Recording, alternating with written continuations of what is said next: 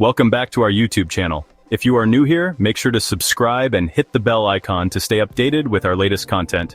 We make calls, send texts, and browse the internet. But have you ever stopped to think about how these actions are possible? Behind the scenes, a complex network of protocols connects your phone to the world. One crucial protocol is signaling system number 7, or SS7. Developed in the 1970s, SS7 is the backbone of global telecommunications. It enables different phone networks to communicate. Think of it as a global translator for calls and texts. Without SS7, international communication would be impossible. SS7 operates behind the scenes, invisible to users. It handles call setup, routing, billing, and location tracking. When you roam internationally, SS7 ensures you can still make calls and use data services. While SS7 is essential, it has flaws. Its features make it a target for malicious actors. We'll uncover SS7's vulnerabilities and their impact on privacy and security. The SS7 protocol, while essential, suffers from inherent security weaknesses. These vulnerabilities stem from its original design, which prioritized functionality over security. Built in a time when networks were considered closed and trusted, SS7 lacks robust security measures like encryption and authentication. One major vulnerability is the lack of proper verification for signaling messages. SS7 assumes that all messages originating from a network are legitimate. This trust-based system creates a significant security loophole. Hackers can exploit this weakness by impersonating legitimate networks. Another vulnerability lies in SS7's ability to track user location. While this feature is useful for services like emergency calls, it can be misused by attackers to pinpoint a user's whereabouts in real time. This data, combined with other vulnerabilities, can have serious privacy implications. Furthermore, SS7 allows for the interception and rerouting of calls and text messages. By exploiting weaknesses in the protocol, attackers can eavesdrop on conversations or intercept sensitive information like two-factor authentication codes. The lack of encryption for signaling messages makes it easier for attackers to capture and exploit this data. Now that we understand the vulnerabilities inherent in SS7, let's examine how attackers can exploit these weaknesses to gain unauthorized access to your personal information. SS7 attacks are often complex and require technical expertise. However, the basic principles are relatively straightforward. The first step usually involves gaining access to a mobile network. This can be achieved by exploiting vulnerabilities in the network infrastructure itself or by partnering with rogue telecom operators who grant access to their systems. Once inside, attackers can start sending malicious SS7 messages. By spoofing their identity as a legitimate network, attackers can send various commands through the SS7 network. These commands can be used to intercept calls and text messages, track a user's location, or even impersonate the victim to make unauthorized calls or send messages. For example, an attacker can send an SS7 command to reroute all incoming calls meant for the victim to their own device. They can also intercept text messages containing sensitive information, like banking codes or two-factor authentication credentials. The lack of encryption and authentication in SS7 makes these attacks alarmingly effective. Sadly, SS7 attacks are not just theoretical scenarios confined to security conferences. They have been used in the real world with alarming frequency, often targeting high-profile individuals and organizations. These attacks highlight the very real threat that SS7 vulnerabilities pose to our privacy and security. In 2014, researchers demonstrated the feasibility of SS7 attacks by remotely tracking the location of a German politician using only their mobile phone number. The attack highlighted the ease with which SS7 could be exploited to compromise user privacy.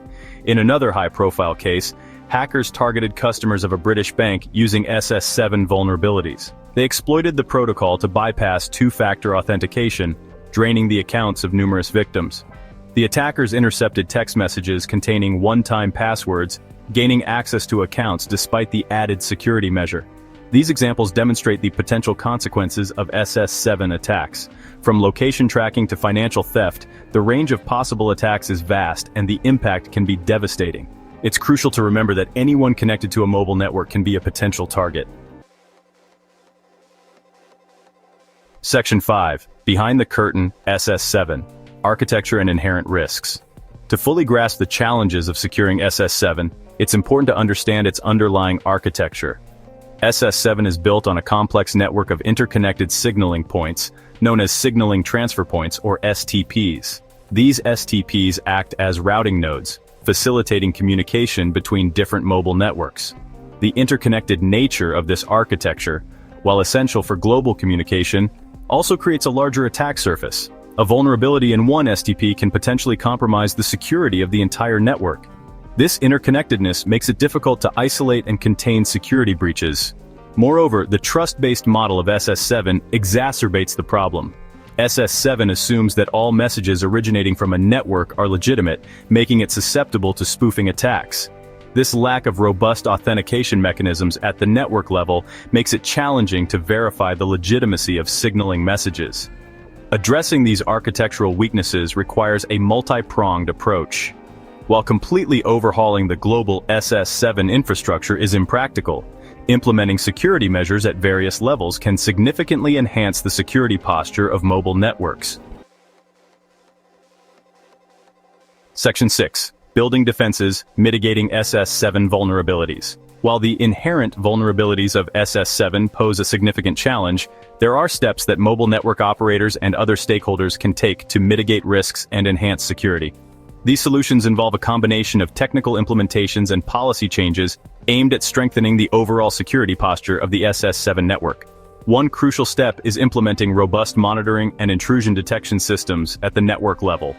These systems can analyze SS7 traffic in real time, identifying and flagging suspicious activities like unauthorized access attempts or unusual signaling patterns. Early detection can help prevent or minimize the impact of an attack. Another important measure is deploying firewalls specifically designed for SS7 networks. These firewalls can filter malicious traffic based on predefined rules, blocking unauthorized commands and preventing attackers from exploiting known vulnerabilities. They act as a first line of defense, protecting the network from external threats. Furthermore, promoting awareness and collaboration within the telecommunications industry is crucial. Sharing information about threats, vulnerabilities, and best practices can help strengthen the collective defense against SS7 attacks. Industry-wide cooperation is essential to address this global security challenge. Section 7. Staying safe in a connected world. Practical tips for mobile security. While securing the SS7 network is up to operators and governments, individuals can protect their privacy and reduce SS7 attack risks. Be mindful of the information you share online and via mobile devices. Avoid sharing sensitive information like banking details through unencrypted channels.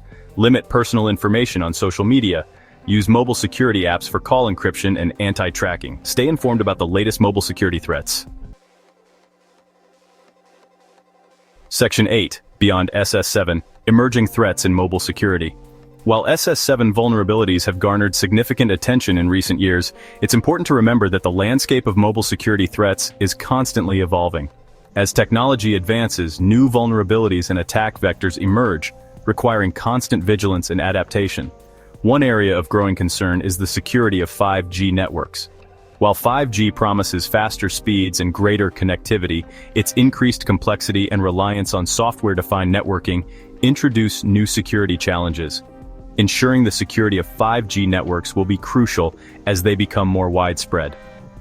Another emerging threat is the rise of sophisticated mobile malware. These malicious applications can steal sensitive data, spy on user activity, or even take control of devices. As our reliance on mobile devices grows, so too does the potential impact of mobile malware. The future of mobile security will require a proactive approach, anticipating and addressing threats before they can cause widespread harm. Continuous research, development, and collaboration among stakeholders will be essential to stay ahead of the curve. Section 9. The never-ending battle. The importance of awareness. In the digital age, security is not a destination but an ongoing journey. As technology advances, so too do the methods employed by those who seek to exploit it. The vulnerabilities of SS7 serve as a stark reminder that even critical infrastructure can be compromised. The fight for mobile security requires a multifaceted approach. Mobile network operators must prioritize security investments, implementing robust safeguards and staying ahead of emerging threats. Governments and regulatory bodies play a vital role in establishing security standards and fostering collaboration within the industry. Most importantly, individuals must remain vigilant and informed about the evolving threat landscape. By understanding the risks and taking appropriate precautions, we can all contribute to a safer and more secure mobile ecosystem. The future of mobile security depends on our collective awareness and proactive action.